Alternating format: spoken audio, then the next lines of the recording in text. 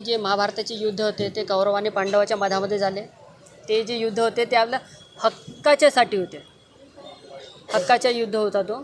आणि याच्यामध्ये श्रीकृष्ण भगवान ह्याचे युद्धामध्ये जे महाभारताचे युद्ध झाले ह्याच्या युद्धामध्ये श्रीकृष्ण भगवानाने अर्जुनासोबत सगळ्यांना गीताचं ज्ञान ह्या धर्तीवर कसा आला ह्या प्रकारची जी आहे ते हे थीम आहे.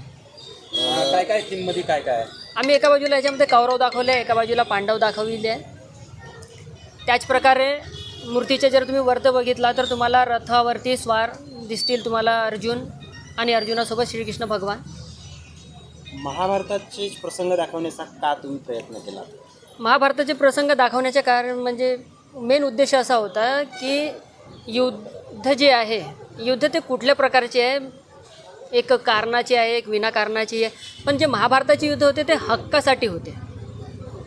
तर हक्कासाठी जे युद्ध केलेले राहते तर आम्ही ही महाभारताची थीम यासाठी ठेवली कारण आजकालचे जे मुलं आहे फक्त ते इंस्टाग्राम आणि व्हॉट्सअपवरती राहिले. तर ह्या अध्यात्माच्या भावनेतून ते मंडळामध्ये यावं आणि महाभारताबद्दल पाहावं आणि महाभारताबद्दल त्यांना उत्सुकता वाटावी. तसेच जे पौराणिक ग्रंथ आज आम्ही ज्यांच्याकडे लक्ष नाही देत या आधुनिक युगामध्ये तर ते आमची परंपरा आमची संस्कृती जपून ठेवावी म्हणून आम्ही ही थीम ठेवली आहे.